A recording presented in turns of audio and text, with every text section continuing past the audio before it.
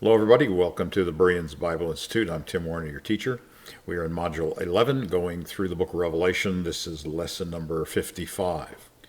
The last two lessons have been sort of an introduction to the last two chapters of Revelation, which deal with the New Jerusalem, the new heavens, and the new earth. We laid a lot of foundational material from the books of Isaiah and Ezekiel, Zechariah, and then also from a couple of Paul's epistles in the New Testament.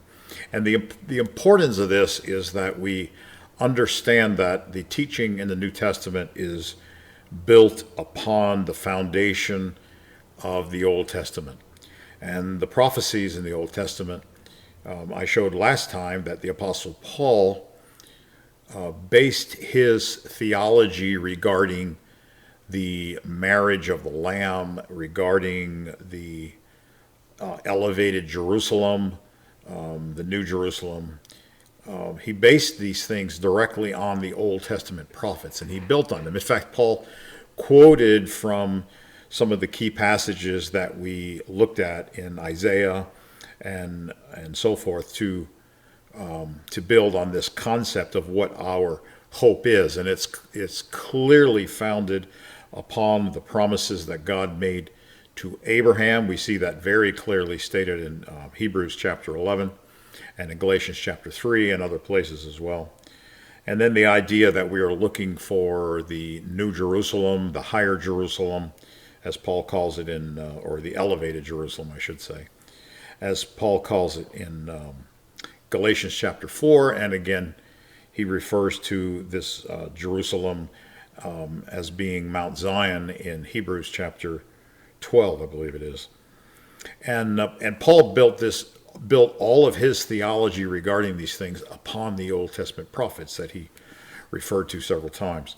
And now when we get into the book of Revelation, what we're going to see is John's revelation really just simply buttresses Paul's teaching on our destiny, which itself is based on the Old Testament prophets. Okay, so the problem today with Christianity is they have divorced the New Testament teachings from the Old Testament foundation, and then tried to supply sort of really it's a Greek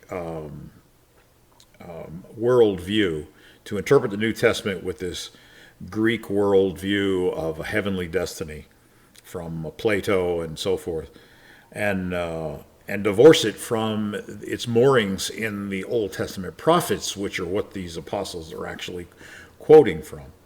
So the modern interpretations of the New Jerusalem, you will hear it being described as heaven. You'll hear it described as maybe a city in heaven. But there's two main systems of theology that come up with these conclusions, and that would be amillennialism and dispensationalism. Now, amillennialism basically, for those of you who aren't familiar with that, basically says that the promises in the Old Testament were either already fulfilled completely and there is nothing left to be fulfilled, or else those prophecies that are yet to be fulfilled were simply allegorical. They were not intended to be interpreted literally, and that they would then just refer to Christ and the church as being something entirely distinct and separate from Israel. This is also called a replacement theology. And in amillennialism, basically the hope for the Christian is to await the second coming of Christ, which could occur at any moment. And at Christ's second coming, he is going to completely annihilate the earth creation. And then, of course, all the believers will be simply taken off to heaven, and that's how they would understand the New Jerusalem in the book of Revelation. The other system, which is sort of its counterpart, is dispensationalism. And in that system, in order to accommodate this Greek heavenly destiny idea, but yet not be so, how should we say, so overturning the Old Testament prophets, what they do is they try to divide the Bible up into, okay, well, the Old Testament and the prophets, that was only about Israel, and yes, there are promises of an earthly kingdom, there are promises of a land inheritance, there are promises of Jerusalem restored, and all those things, but that has to do with God's earthly people, which is the nation of Israel, but the church is God's heavenly people, and he's got a totally different program for us. Our hope is not here on this planet Earth. Our hope is to fly away to heaven. And so they completely divorce the book of Revelation and Paul's teaching from the Old Testament promises.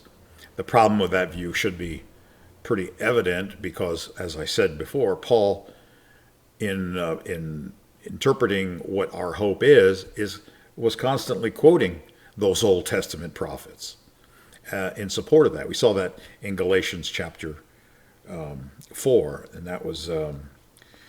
So anyway, the bottom line is that both of those systems, which accounts for probably 90% of evangelical Christianity today, both of those systems rely on bad hermeneutics. They rely on either divorcing the New Testament teaching from the Old Testament prophets that support it, or by saying those things can't be taken literally, and so forth. All right, so in my opinion, the best way to demonstrate that the book of Revelation, which is simply complementing Paul's teaching, the book of Revelation is drawing so many details from these Old Testament prophets that it becomes, when you look at the passages side by side, when you look at Revelation over here side by side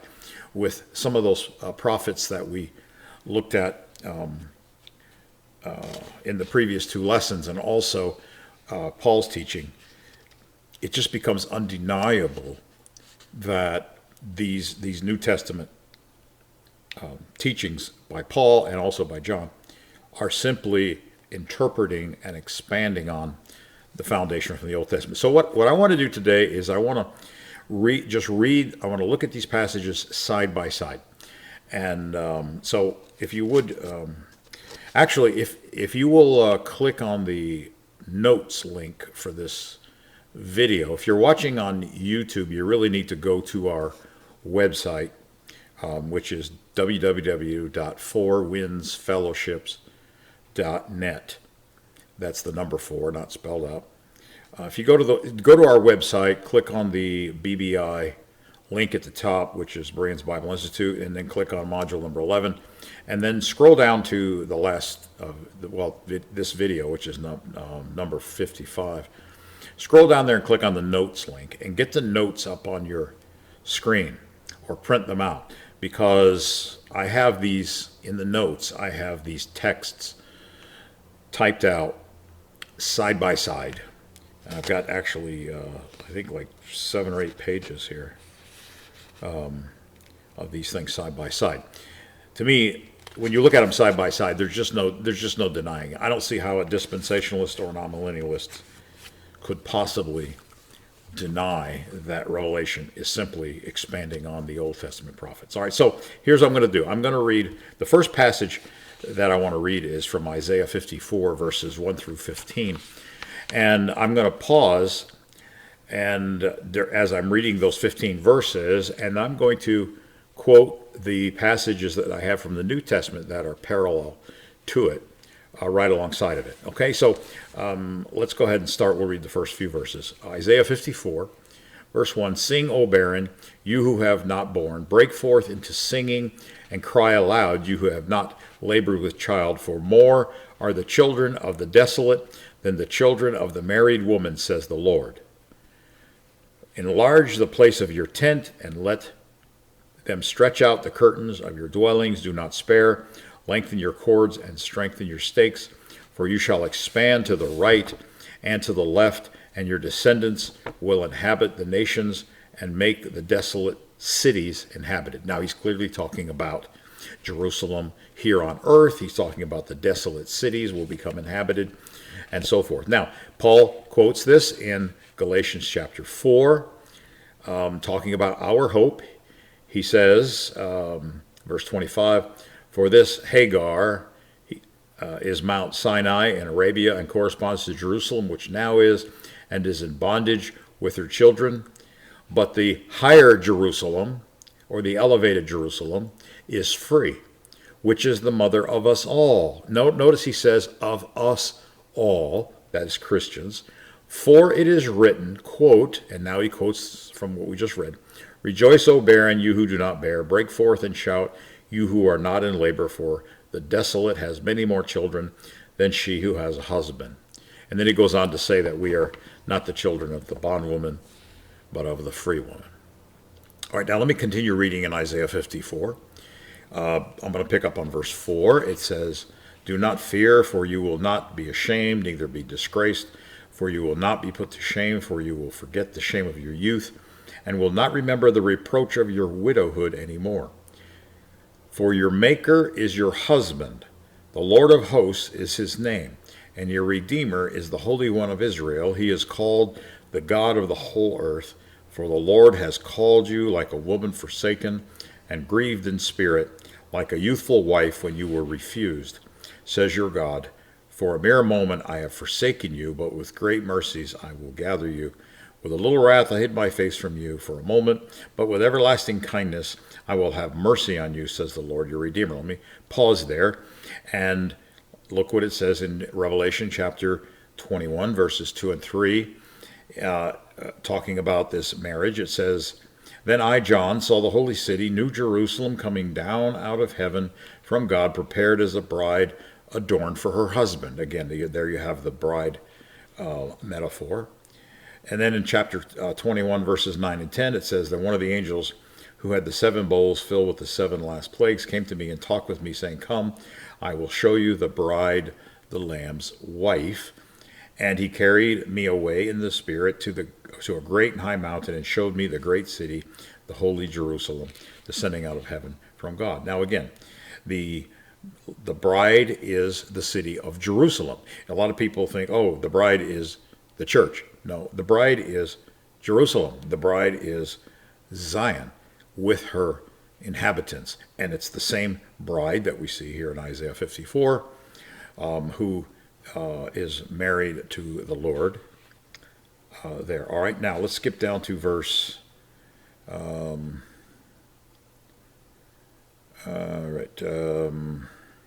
back in Isaiah 54, verse 9. For this is like the waters of Noah to me, for as I have sworn that the waters of Noah would no longer cover the earth, so I have sworn that I would not be angry with you, nor rebuke you. For the mountains shall depart, and the hills be removed, but my kindness shall not depart from you, nor my covenant of peace be removed, says the Lord, who will have mercy on you. O you afflicted one, tossed with tempest and not comforted, behold, I lay your stones with colorful gems, and lay your foundations with sapphires. I will make your pinnacles of rubies and your gates of crystals, and all your walls precious stones. And then, of course, when we see the counterpart to that in Revelation chapter 21, verses 18 through 21, the construction of the wall was of jasper, and the city was of pure gold, like clear glass. The foundations of the wall of the city were adorned with all kinds of precious stones. The first foundation was jasper, the second sapphire, the third chalcedony, the fourth emerald, the fifth sardon, I guess, and the sixth sardius, the seventh chrysolite, the eighth beryl, and so forth. He goes on to give all the different names. I'm not going to read those. The 12 gates were 12 pearls. Each individual gate was 1 pearl, and the street of the city was pure gold, like transparent glass. Let me skip back now to Isaiah chapter 60. Again, talking about Jerusalem restored by God's hand.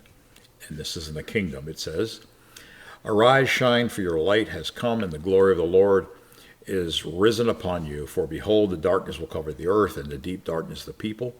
But the Lord will arise over you, and his glory will be seen upon you. The Gentiles, or that is the nations, shall come to your light, and the kings to the brightness of your rising.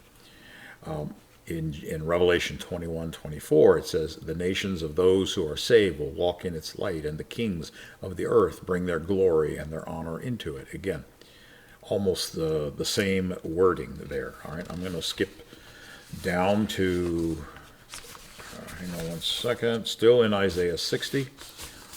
Let's go down to verse 10. Again, talking about Jerusalem being restored in the kingdom. The sons of foreigners shall build up your walls, and their kings shall minister to you. For in my wrath I struck you, but in my favor I have mercy on you. Therefore your gates shall be open continually. They shall not be shut day or night, that men may bring to you the wealth of the Gentiles and their kings in procession. Now, the parallel to that is in Revelation 25. Its gates shall not be shut at all by day. There will be no night there, and they will bring the glory and the honor of the nations into it. Almost the exact same wording. All right. Now, he's clearly talking about not a city in heaven. He's clearly talking about Jerusalem that's restored in the parallel passage in Isaiah. Let me continue reading in verse 13. It says, the glory of Lebanon shall come to you, the cypress and the pine and the box tree together, to beautify the place of my sanctuary, and I will make the place of my feet glorious. Also the sons of those who afflicted you shall come, bowing to you, and all those who despised you shall fall prostrate at the soles of your feet, and they shall call you the city of the Lord, Zion of the Holy One of Israel. Whereas you have been forsaken and hated, so that no one went through you, I will make you an eternal excellence, a joy of many generations. I'm going to skip down to verse 19. Still talking about Zion, restored Jerusalem. The sun shall no longer be your light by day, nor for brightness shall the moon give light to you, but the Lord will be to you an everlasting light, and your God your glory. Your sun shall no longer go down, nor shall your moon withdraw itself, for the Lord will be your everlasting light, and the days of your mourning shall be ended. Also your people shall all be righteous, they shall inherit the land forever, the branch of my planting, the work of my hands, that I may be glorified. Now, the parallel to this is in Revelation 21, 23, and 24. Or actually, verse 23. It says, the city has no need of the sun or of the moon to shine in it, for the glory of the Lord illuminated it, and the Lamb is its light. And then again in verse 27 of Revelation 21, it says, there shall by no means enter it anything that defiles or causes an abomination or a lie, but only those who are written in the Lamb's book of life. Now, think about that for just 1 second. If he says there will be by no means enter into it anything that defiles, if he was talking about heaven, how would anything even have why would he even say that? How would the possibility of something or someone who is defiled enter into heaven? Right? He's talking about the walls around the New Jerusalem, that the wicked will not be allowed to penetrate into that city. All right, in Isaiah chapter 62, verse 1, again, still talking about the restoration of Jerusalem. He says, for Zion's sake I will not hold my peace, and for Jerusalem's sake I will not rest until her righteousness goes forth as brightness and her salvation as a lamp that burns. The Gentiles, or the nations, shall see your righteousness, and all the kings your glory. You shall be called by a new name. That is, Jerusalem will be called by a new name. I wonder what that would be. New Jerusalem, which the mouth of the Lord will name. What does it say in Revelation 21:24? The nations of those who are saved will walk in its light, and the kings of the earth will bring their glory and honor into it. Again, same thing. And then in chapter 21, 2 and 3, he calls it again the holy city, the New Jerusalem. Same type of terminology that we saw in Isaiah 62. And then continuing in Isaiah 62, verse 5, It says, "For as a young man marries a virgin, so shall your sons marry you. And as the bridegroom rejoices over the bride, so shall your God rejoice over you. I have set watchmen on your walls, O Jerusalem. They shall never hold their peace. Day or night, you will make mention of the Lord. Do not keep silent. And give him no rest till he establishes and till he makes Jerusalem a praise in all the earth. The Lord has sworn by his right hand and by his arm of his strength, surely I will no longer give you grain as food for your enemies," and so forth. Again, the parallel to this is Revelation 21, 9 and 10. He talks about her being a bride to the bridegroom. Revelation 21, 9 and 10 says, "Come, I will show you the bride, the Lamb's wife. He carried me away in the spirit to the great and high mountain and showed me the great city, the holy Jerusalem." Let's skip down in Isaiah 60 to verse 11. "Indeed, the Lord has proclaimed to the end of the world, say to the daughter of Zion, surely your salvation is coming. Behold, his reward is with him, and his work before him." Revelation 22:12, talking about New Jerusalem, says, "Behold, I am coming quickly, and my reward is with me, to give everyone according to his work." Again, Jesus there relying on the passage in Isaiah very clearly there. Isaiah continues, "And they shall call them the holy people, the redeemed of the Lord, and you shall be called sought out, a city not forsaken." All right, now Isaiah chapter 65, beginning in verse 17, says, "For behold, I create new heavens and a new earth." Verse 18 says, "Be glad and rejoice forever in that which I create. For behold, I create Jerusalem as a rejoicing and her people a joy." Okay, so new heavens and new earth, and he's creating Jerusalem again as a rejoicing.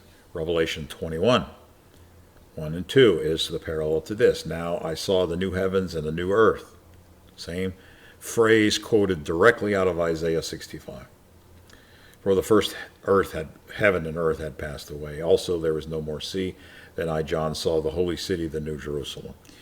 Again, same order of events, same terminology, drawn directly out of Isaiah 65. Now let's go over to Ezekiel. Ezekiel chapter 43, verse 1. "Afterward he brought me to the gate that faces toward the east." This is the temple. At the beginning of this section in Ezekiel chapter 40, God took Ezekiel by the back of the neck, basically. Took him up into a high mountain to show him the holy city. Just as John, he was taken up into a high mountain to see the holy city, the new Jerusalem. And so Ezekiel's describing this, and in chapter 43 he says, "He brought me to the gate that faces toward the east." This is of the temple.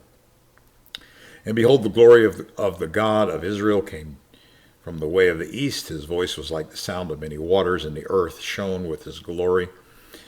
It was like the appearance of the vision which I saw when I came to destroy the city. The visions were like the vision which I saw by the river Kibar." That's in chapter 1 of Ezekiel, by the way, if you wanted to compare it. "And I fell on my face, and the glory of the Lord came into the temple by way of the gate which faces towards the east. The Spirit of the Lord lifted me up and brought me into the inner court, and behold, the glory of the Lord filled the temple. And I heard him speaking to me from the temple, while a man stood beside me, and he said to me, 'Son of man, this is the place of my throne and the place of the soles of my feet, where I will dwell in the midst of the children of Israel forever.'" Now, if you look at Revelation 21, you see this passage is clearly being referenced, where he says, verses 3 and 4, "I heard a loud voice from heaven saying, Behold, the tabernacle of God is with men. He will dwell with them.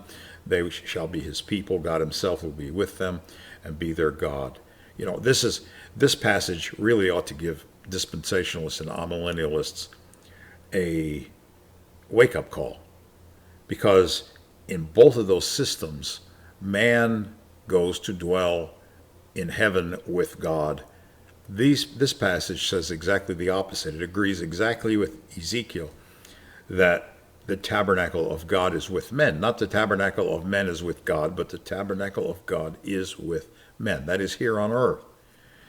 and he will dwell with them, not they will dwell with him. All right, it's really important that we see that God is coming here to dwell as opposed to us going there to dwell, and so forth.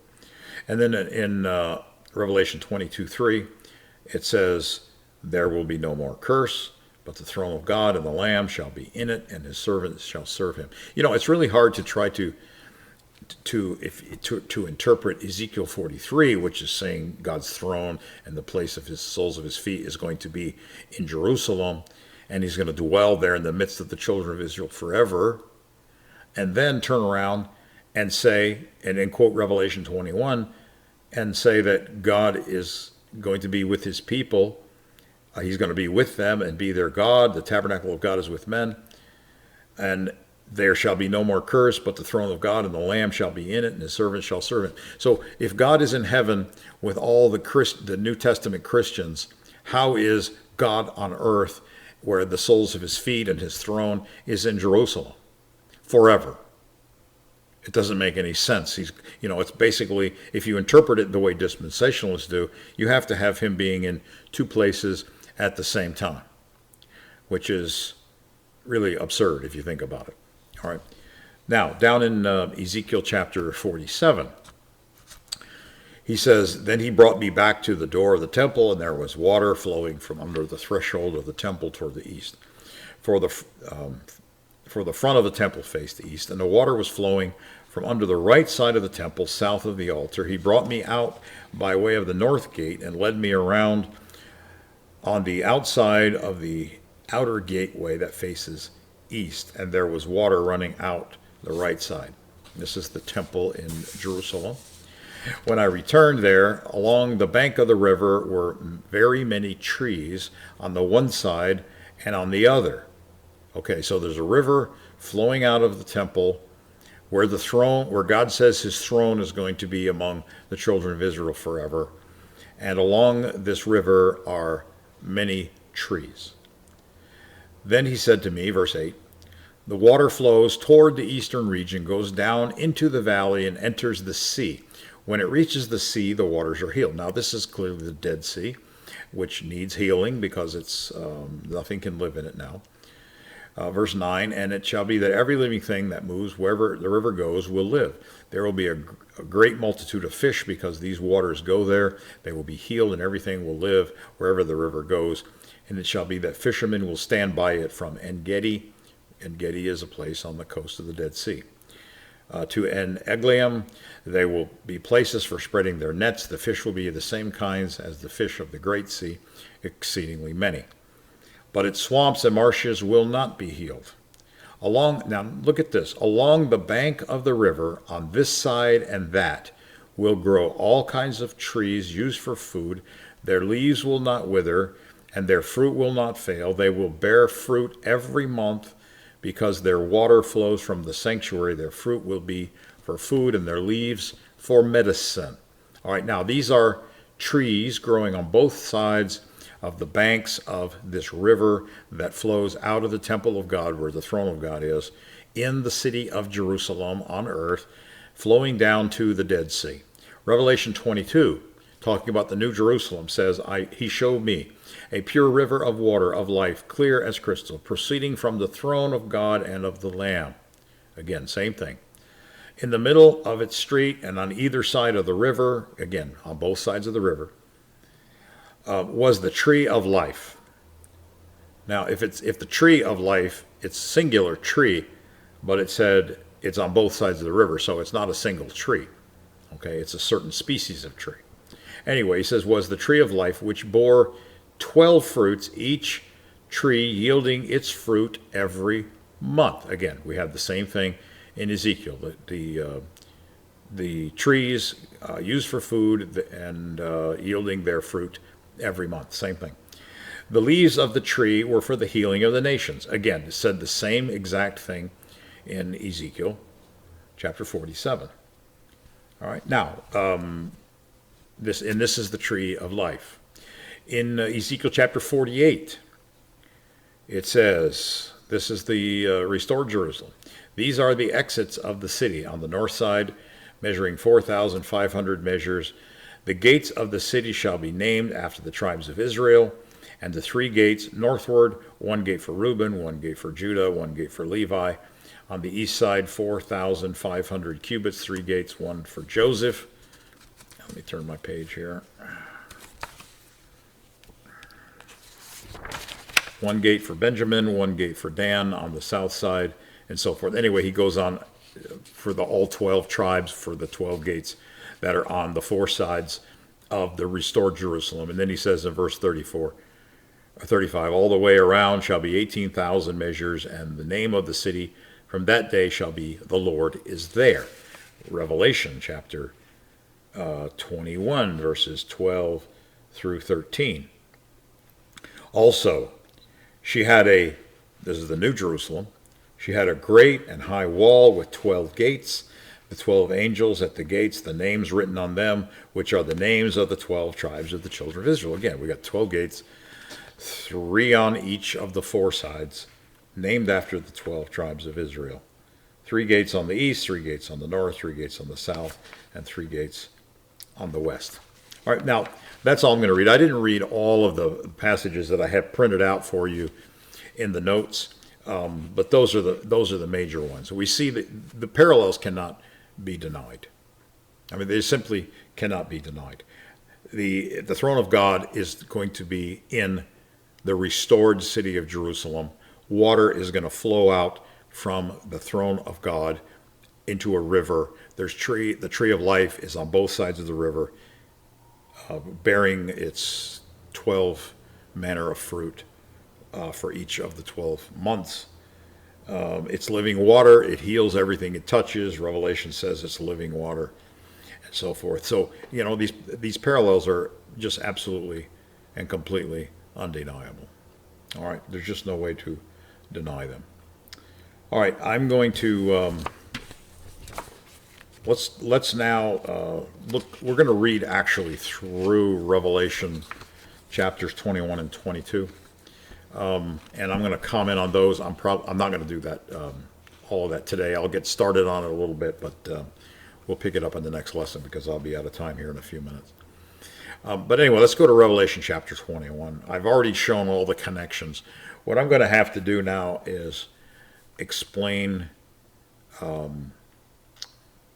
the parts of the book of Revelation which seem to present somewhat of a problem in some people's minds with the association with all these Old Testament passages. All right, so let's start reading at the beginning of the chapter, and I'll make a few comments as we go. All right, verse 1. And I observed renewed sky and renewed land, or new heaven and new earth in most translations.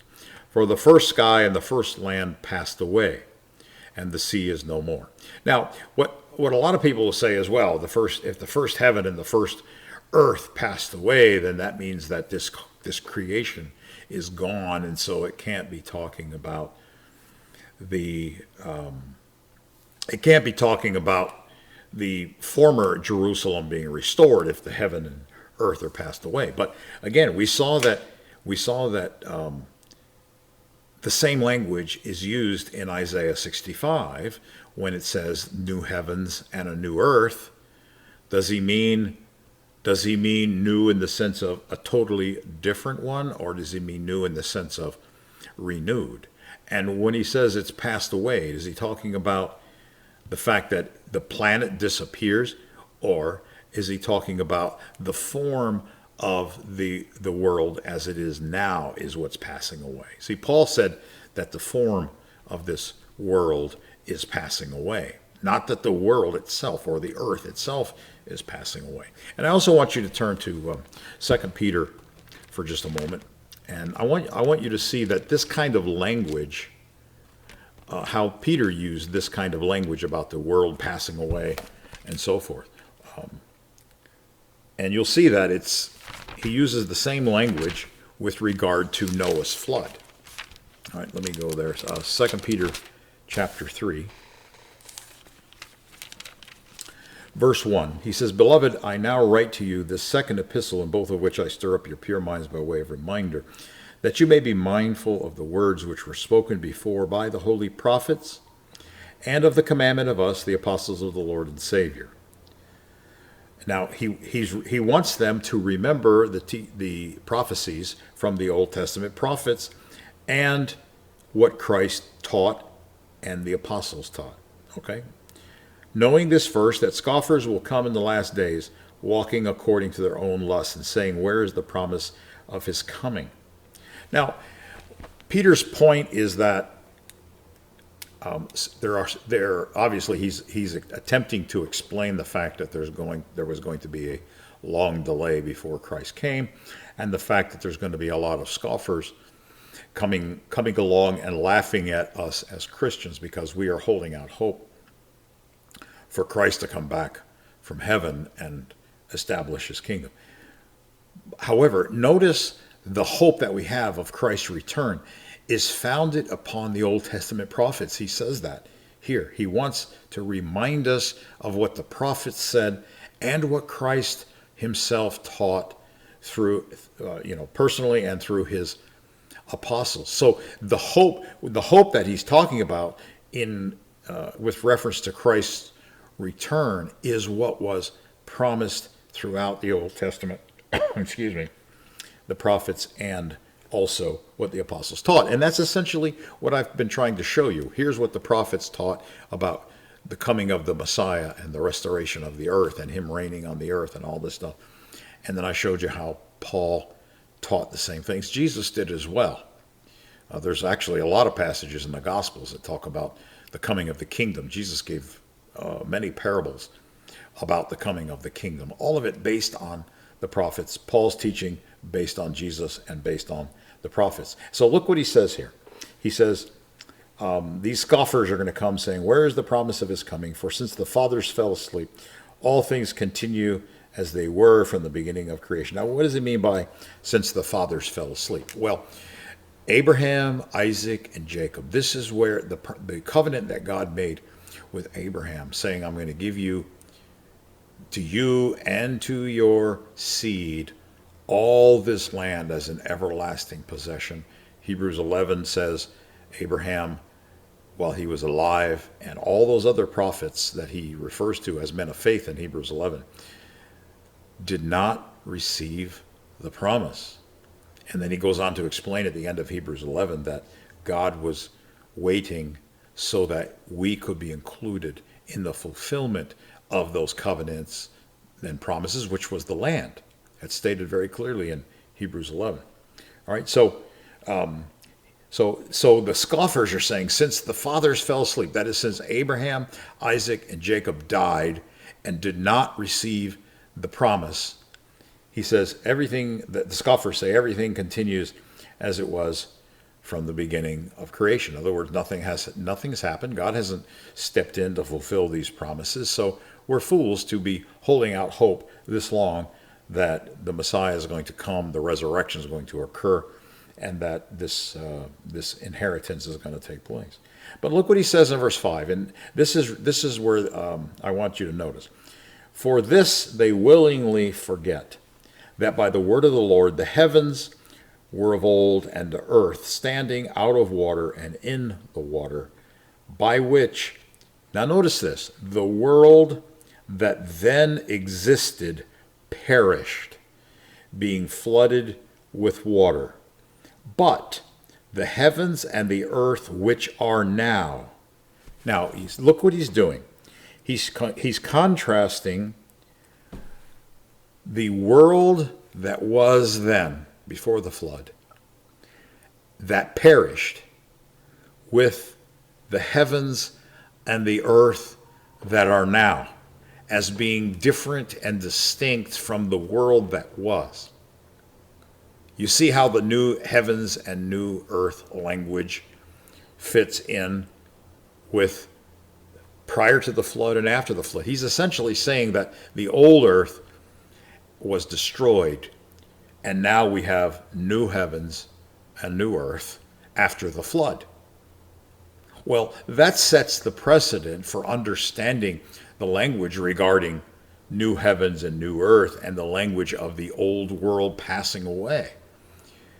It's not that the planet was blown up into oblivion It's that the form of the world, everything, there was a massive change. A flood brought a massive change to the earth, and mankind basically had to start over after the flood. Isn't that right? So then he compares that with the second coming of Christ. He says, "But the heavens and the earth, which are now preserved by the same word, are reserved for fire until the day of judgment and perdition of ungodly men." So there's another day coming that is parallel to the flood. And instead of being overthrown by water, it's going to be overthrown by fire.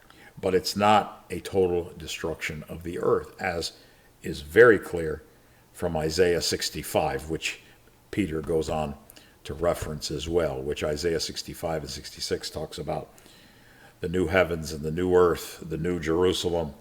And then as you continue reading, especially into chapter 66, it's very clear that Jerusalem is restored from its former state, and it becomes the capital of Christ's kingdom. And that's the new heavens and the new earth. And so in Revelation chapter 21, when we see this kind of language, "I observe renewed sky, renewed land," or new heavens and new earth, for the first sky or heavens and the first land or earth passed by, is literally what it says. It means the form of this world passed away, not the planet itself. Okay? And then he says, "And the sea is no more." And that's a really interesting statement. The sea is no more. You know, a lot of people, when they read that passage, they think, oh, I think the King James Version, or maybe the New King James Version, says there was no more sea. But what I want you to notice is that sea is singular. The sea is no more. Well, he didn't say the seas are no more. There are many, many seas all over the earth, but he said the sea, singular, is no more. Well, why is that? Well, it's because, let me find the passage here. According to Isaiah 11, 15 and 16, Isaiah 19, verse 5, and Isaiah 51, 10 and 11, the Red Sea is going to be dried up so that those in Africa will be able to cross over. There's going to be a highway through here that goes from Africa and Egypt all the way into Assyria, north of Israel. And so Israel or Jerusalem will be sort of in the central location, so that people can come up to worship God in his temple from Egypt, from Africa. They'll be able to travel through. The Red Sea will not be an impediment to them, because God says he's going to dry it up. You know, what he did for the children of Israel, where he made a path through the Red Sea, really it was foreshadowing what's going to be true in the kingdom, where the Red Sea is going to not just be parted, but be dried up, so that these people can pass and cross over in order to come up to Jerusalem to worship. Again, that's in Isaiah chapter 11, verses 15 to 16, Isaiah 19, verse 5, Isaiah 51, verses 10 through 11. Now, why would, if he's talking about heaven, why would he say the sea is no more? The sea, singular, is no more. I mean, are there oceans in heaven? And you know, he's not. If he was talking about heaven, he wouldn't even bother mentioning a sea as being not there or dried up. He would just ignore that entirely, because we wouldn't expect there to be a sea. One of the things John noticed is the Red Sea was dried up, and that's why he made that statement. Then he says, "I saw the holy city, renewed Jerusalem, descending out of the sky from God, prepared like a bride having been adored for her husband." And this statement is probably the biggest impediment for people to get their head around the idea that the New Jerusalem is not a city in the clouds or a city in the sky. We looked at all these passages in the Old Testament that talk about Jerusalem, its former state, and how it's going to be when God renews it, and it's all going to be done by God's hand. It's going to be done by the power and the direct power of God when Christ comes back and he descends out of heaven. And he is the one who brings this renewal of Jerusalem. So, it's we have to either wipe out how many chapters we read in Isaiah especially, and also in Ezekiel, that talk about this renewal of Jerusalem. Hang on one second. If we're going to understand the New Jerusalem in Revelation as a city floating down out of the sky, see, this is an allegorical statement here. This is a metaphorical statement here. Not all of those passages that we read in the Old Testament. The fact that he calls it a city descending out of the sky from God is because it's supernatural. The renovation of Jerusalem is supernatural when Christ descends with all the saints who are gathered together at Christ's coming, and all of these descend out of the sky to the city of Jerusalem, and Jerusalem, the renewed Jerusalem, and all of its inhabitants, which is the saints, now are looked at as a unit, as a single entity, the bride of the Lamb. It's because Christ and all the redeemed are descending out of the sky and being united with the city of Jerusalem, and it's complete restoration at that time, which is why it's described as the city coming down from God out of heaven, to show that it's supernatural. This is the same idea we see in Hebrews chapter 11, when it says that Abraham waited for the city that had foundations, whose builder and maker is God. See, the city of Jerusalem came into being after Abraham's death. But Abraham, if you look at the Abrahamic covenant, Abraham wasn't looking for a city in heaven. Abraham was looking for God to fulfill the promises that were made to him in that land covenant. And the city that Abraham looked for was the city of Melchizedek. The Melchizedek who met Abraham, who was the Son of God, and he is called the King of Salem, which is the short version of the city of Jerusalem. In fact, Jerusalem is called Salem in the Psalms. Excuse me. So he was king of Jerusalem, Melchizedek was, and he was king of peace, which is what the Messiah is to be when he reigns. And so the city that Abraham looked for was the city that Melchizedek told Abraham that he was the king of, which is how Abraham knew his name and what it meant. And Melchizedek blessed Abraham and confirmed the covenant that God made with Abraham. And so Abraham was looking for Melchizedek to return and for the city that Melchizedek would reign over, which is restored and new Jerusalem. Okay? So, again, there are metaphors in Revelation. Revelation is filled with metaphors, right? We don't look for a beast with 7 heads to come up out of the Mediterranean Sea when the tribulation begins. We're not looking for that to actually happen like that, because it's an allegory, it's a metaphor. Well, this is also an allegory or a metaphor of the New Jerusalem coming down from God out of heaven, and this is what the meaning is there. Okay?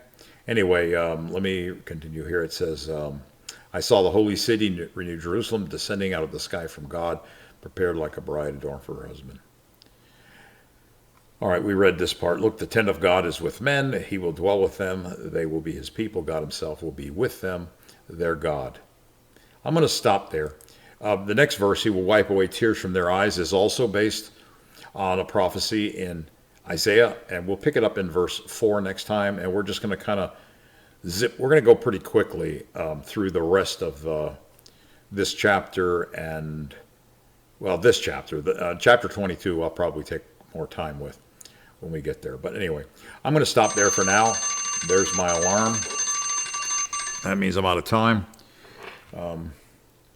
And we'll pick it up again next time. Hope to see you then. God bless.